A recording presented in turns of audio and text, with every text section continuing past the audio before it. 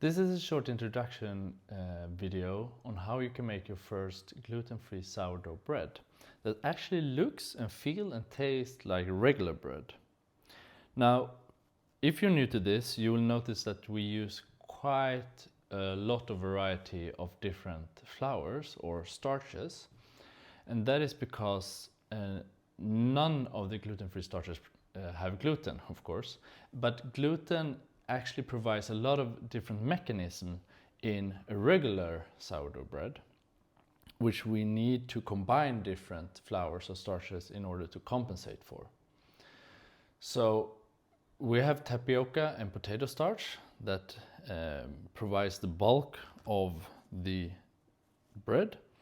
Then we have Psyllium husk, which provides some sort of I wouldn't say glue, but gelatinize and a little bit of extensibility in order to trap the gas. It provides stability to the dough. And then we also have some millet flour and some Teff flour in order to bring some nutrients into the dough, as well as a nice taste to the final loaf. Now, in the end, I roll the dough in a mixture of rice flour and buckwheat. And this is optional, but what I've found is that for me, when I bake, I like this like ridges on the final loaf, if you will, both the white ones and the darker ones. And the darker ones comes both from the egg whites that's in the dough, but also from the buckwheat. It's a reaction called the Maillard reaction. Whereas the white stripes comes from the rice flour. So you don't need those two flours in the end, but it will give this more rustic look to the final loaf, which might be as important as the actual texture and the taste of the loaf. But regardless, best of luck and hope it goes well for you.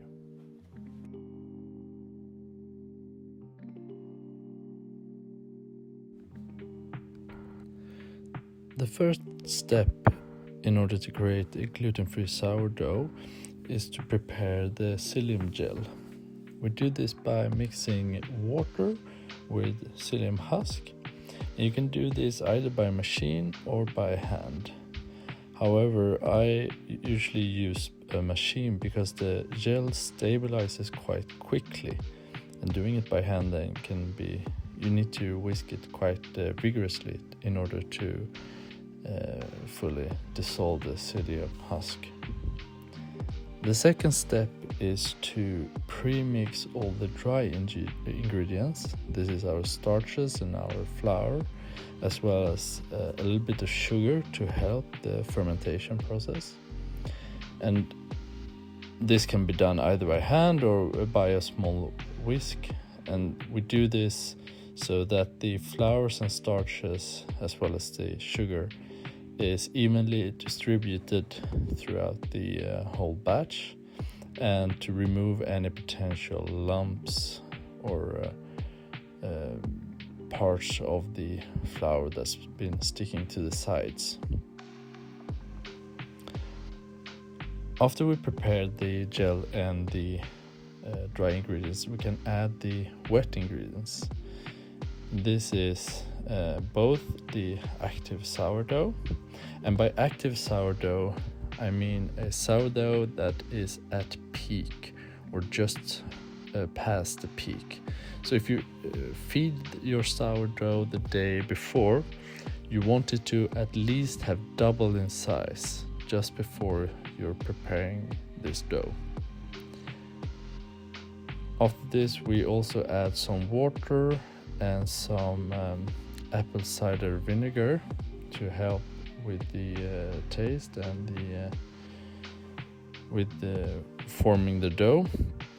And then finally we're adding some egg whites, and the egg whites create stability in the dough, as well as contributes to the browning of the when we put it in the oven. Before we add any gel, we want to mix all the wet ingredients with the flour and starches so that we don't have any lumps or anything, because as soon as we add the psyllium gel, we want to mix it so that it is evenly distributed throughout the whole dough, but we don't want to break up the gel too much. So if we continue incorporating the gel, eventually it will break down. So we just want to make sure that it's evenly distributed and that there's no lumps or anything. And then finally, after done all of these things, we can add the salt. And after we've added the salt, we let it rest for about an hour or a little more, depending on your schedule, but 1 to 2 hours is usually the way to do it. And this is not to any bulk fermentation, just to have everything set and the flour and starches to absorb the water and combine it with the gel, so to speak. Now, if we compare gluten-free sourdough baking with wheat sourdough baking, we don't have any gluten networks that we want to build in a gluten-free sourdough.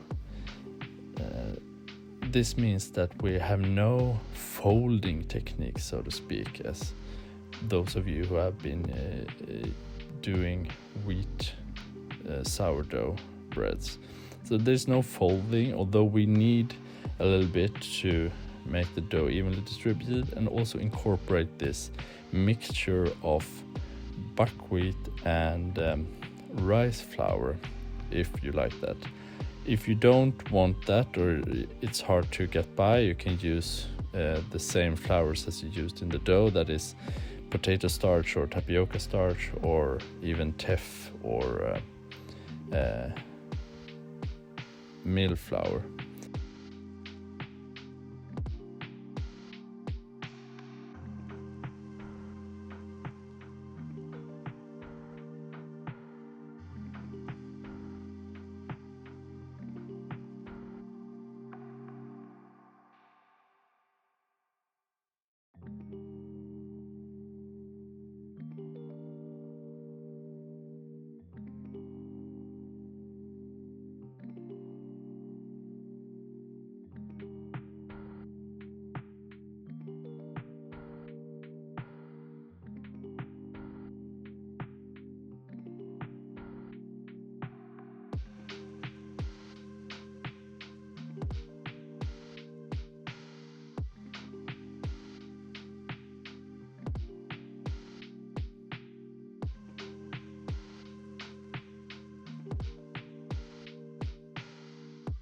In order for the dough not to dry out, it's often very beneficial if you can place it in a large plastic bag and then leave it out in room temperature in order for it to rise.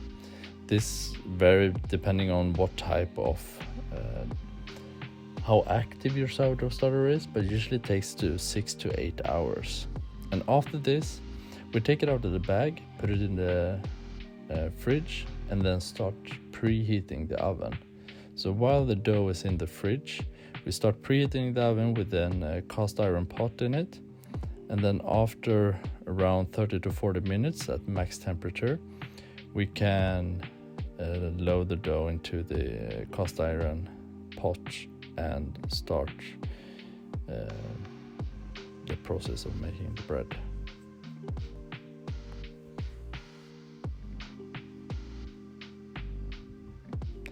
Now the scoring, we do that in order to help the bread expand